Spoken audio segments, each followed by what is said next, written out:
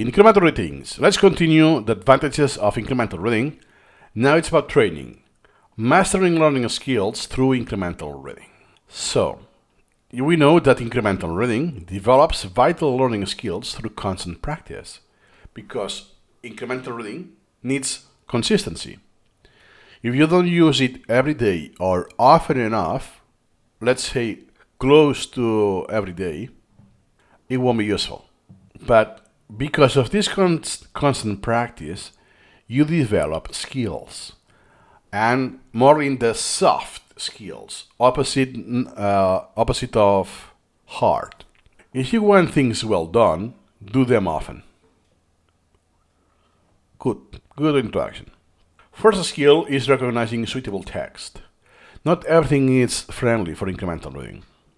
You will quickly identify high quality versus fluff content, and you will realize that most of the books have a lot of fluff. That 200 pages book could be, 40 and provide the same value. Or some blog posts that there's a lot of bluff because they want to insert ads, but most of the value is at the very end or at the very bottom. Then, an expert, incremental reader, expert pattern recognition grows as you preview and prioritize more articles. It's just based on experience. That, hey, I have seen this pattern before, or even perhaps I'm not even conscious of this pattern. It's just subconscious. My brain does the job already. That, oh yeah, I don't know what this is going, it's like a filler that I need to read the other paragraph. I noticed, for instance, this week, I wanted to read something about the Squid Game, the second season. What's the author? What's the one of the actors, top, that has been out of the screen for many years? Oh, for this reason, for drugs, It's go to the point, bro. I don't care about his past, what he did, the military service. Go to the point. You made the title for that, right? But they want you to go through that so they can show you the ads. It's one example that, hey, there's a lot of bluff. Then, experience refines the eye that spots knowledge worth keeping. Now, sometimes I still have some posts like that, even though I'm aware that it's just one item worth. Everything else is bluff. I'll have to discard a lot. Let's say that I have a lot of words, but only one gem. So the density is very low. Another skill through training, using incremental reading often, is formulating knowledge. Efficiently created items can reduce your review workload by a factor of 10 or even 100. Depends how bad you start. And poorly formulated items become time-wasting leeches that you review more and more and more. There's a percentage, I think I could recall, I haven't created the flashlight for that 50% of your time will be on the 5% of your collection, of what's harder to remember. But the point here is that based on your own experience, you will see that what you're leeching, the flashcards, you're failing, is because they're not well formulated. And then you will see, hey, this works, this doesn't. Or at least for me. This way of asking question doesn't work for me. Short term, it does. When it have a long interval, then is, what am I even asking in this close relation? I don't get it. This kind of thing. So with training, you will improve the skill of formulating knowledge. A well-formed item is a golden key. Effortless to recall, priceless to retain. And remember that long-term, an expert incremental reader, the bottleneck is the formulation of knowledge. The retention rate, all of those metrics, they will be superseded by the formulation of knowledge. Meaning that what needs to improve in order to improve the retention will be the formation of knowledge. Not the timing of the repetition, all of that, it's already very close to the optimal. Another skill through practice is mnemonic skills. Each attempt to remember something builds your memory muscle. Something I did, even before I started with this incremental reading, I did mnemonics to remember the Japanese kanji, the characters from the Chinese. Sooner or later, I realized that the more stories I did, the more mnemonics I did, the easier it become to make new ones. That I have to use this word, this other word, and make a story out of that. That uses all of the words and is as simple and atomic as possible. Later, I realized that it become easier because it's a skill. And through practice, you make patterns, and then it's, oh yeah, I made this mnemonic. It makes sense. It's very forced, but it uses the keywords.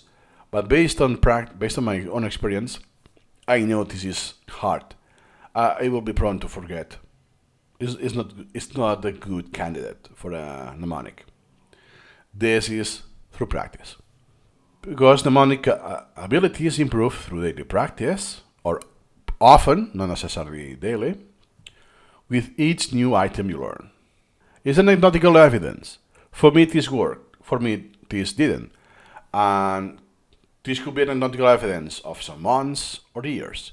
In my case, I have more than 15 years of evidence. So I can tell myself this is going to work short term. It's what I want because I have an exam. Let's do it. In my case, it's not. I want a long term. So the more you use it, the more chances you have to learn from your own mistakes, basically. But that doesn't mean just because you accumulate experience, you will be an expert in a good quality. Not necessarily.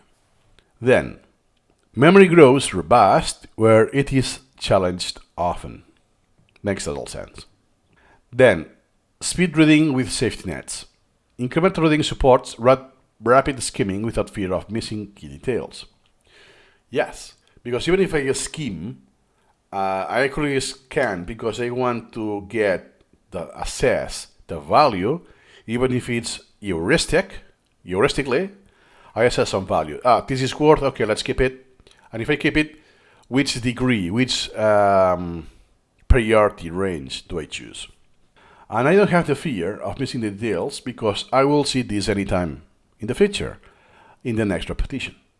Because all of the learning process is being scheduled, unlike other software or other methods that it's not.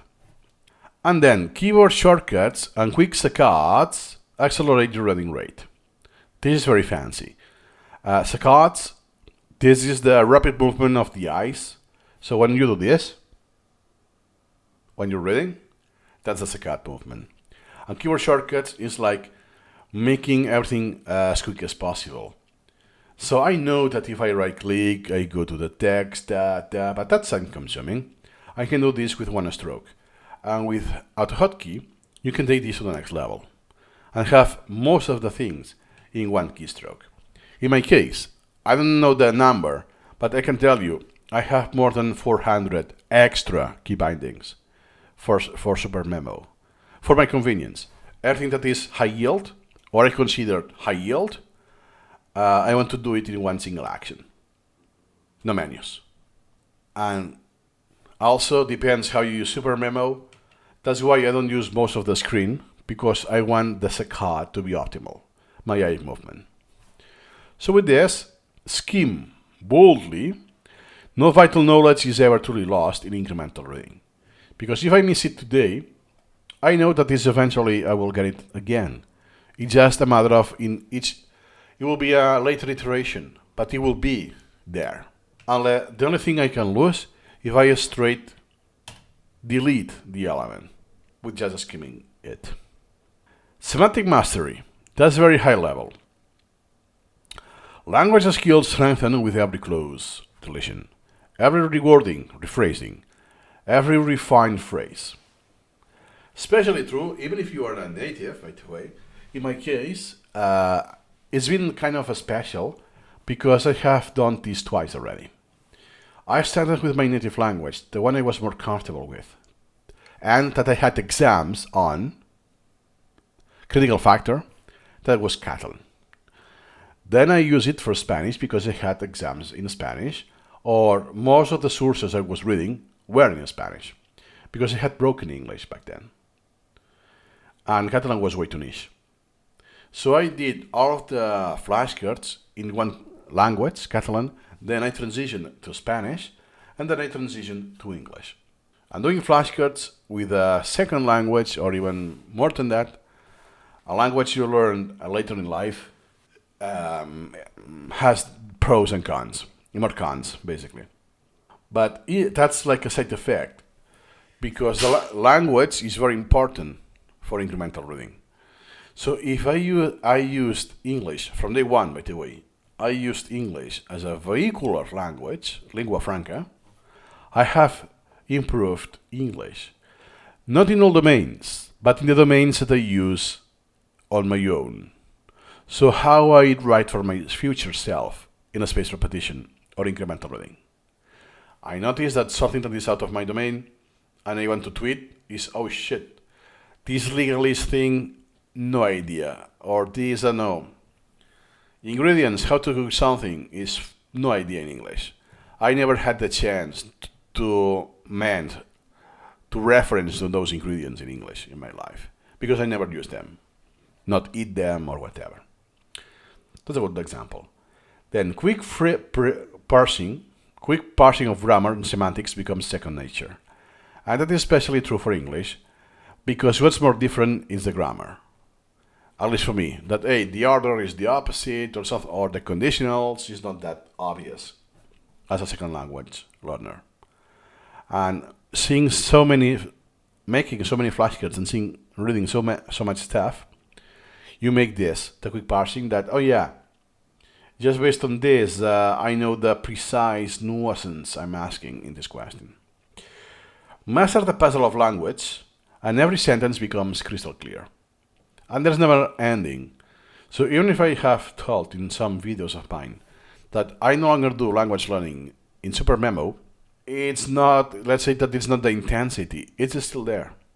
I'm still learning new words, or words in a different use every day, because of what I'm reading in incremental reading. So for English, that is my lingua franca, I will never stop learning and improving English. Prioritization skills. That's what you get from training. And I would say, I will venture to state that is the skill it will take the most. It will take the longest. You will see more progress, how you improve your, what we have seen, your mnemonics, the quick scan or skimming, recognizing suitable texts. But until you don't see that you are prioritizing well, it will take years. Years of daily use, believe me. Grasping what is gold versus garbage knowledge prevents overload. But yeah, what about what is gold, silver, bronze, copper? They are priority ranges. It's not just black and white. So what's the difference between 0.8, 3.6, or 2.5 in my collection? It's not the same. What truly deserves out of these three priorities takes a lot of practice. And this number is not absolute. Depends on the size of my collection, and the size of the collection is growing. So I can respond now the feeling I have today. But the feeling I had half a year, that I had 10,000 elements less, now I'm not sure anymore. You know, there's a very quick example. Currency. I live in Spain, so I'm old enough that before the euro, we had peseta. And my brain was used to that currency. How is this? 1,000. It was very low. 166 times less than the euro. And when you go crazy like buildings, houses, apartments, like, yeah, how many millions? You talk with them, a very large number. And with euros, took a while, but now I'm used of thinking in euros. But this is like the dollar, slightly more expensive. So the quantity is even lower than in American dollars. Same thing with priorities. Oh, now the priorities are in dollar. Oh, now the priorities are in peseta. But now imagine this, that instead of this big jump of 166, it's a lot discrete. I have like many tens or even hundreds of different currencies in between. And I'm changing how to think in that currency. Why? Because my collection keeps growing. So I start thinking in dollars, 2, 3, something very low, and 100 will be the entire collection. And then I think in pesetas, which will be hundreds of thousands. It's the same value, but expressed in a lower currency.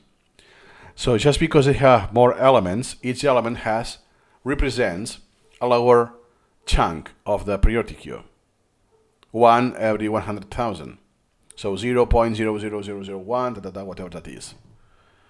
It's a good example. Then hey, this is gold, this is the euro. No, this could be, I don't know, the Danish krone, something in between. Then the Japanese yen. Or no, this could be the Korean won, that is very low value. And I will speak in, so 1,000 euro, 1,000 won, is still cents of euro. It's not even the single unit. I think you get my point. So, golden garbage, the opposites, but all of the layers in between. This will take years to do. And even myself can improve my prioritization. Awareness of your brain limits keeps you from drawing in low value details. Exactly. I know my capacity is limited, my time is limited, but if I had enough time, even though my brain has a limited capacity of learning each day. So therefore, I don't want to feed garbage. I want good quality. So I get the most out of what I can get. When knowledge is infinite, true wisdom lies in choosing what to learn. Exactly. It's not infinite, but it tends. The volume is massive. I will need to live thousands of lifetimes, and every time I will be in a margin coverage, because the more I live, the more the knowledge there will be. So I cannot finish. I cannot know all of knowledge available in real life. What I can do is to choose wisely. I will become a genius based on my decisions. You say, if I have chosen to remember random trivia, that's what I get. Adding on Supermemo proficiency. This is more to the tool. Supermemo is powerful but complex. Mastery takes time and practice. Not that much, to be honest. If I compare the tool and the method, Supermemo can be mastered in 40 hours. Easy. So all of the hundreds of videos I have, the menus, the buttons, all of that, the hard skills, that's easy. Easy. The soft skills are easy to understand, are much easier to understand, but a lot harder to master. Require a lot of practice, a lot of repetitions, iterations, and all of that. Then, as we have said before, keyboard and shortcuts and editing tricks enable lightning fast knowledge processing. You may have seen from Master How to Learn, editing at the speed of thinking, at the speed of thought. It makes a good slogan, but that's not right. Because, for instance, I cannot even speak at the speed I think. It's much slower. But you get the point. That the physical medium doesn't impede you, doesn't make you slower. A well-honored tool in a skilled hands carves out knowledge at double the speed. It's like, not necessarily double, but it's the phrasing that if it was me, but then you erase from my memory all of the key bindings and all of the scripts I do, and I use the vanilla Supermemo, only using the menus, all of that, I will achieve the same thing, the same knowledge, but much slower. It goes in that direction.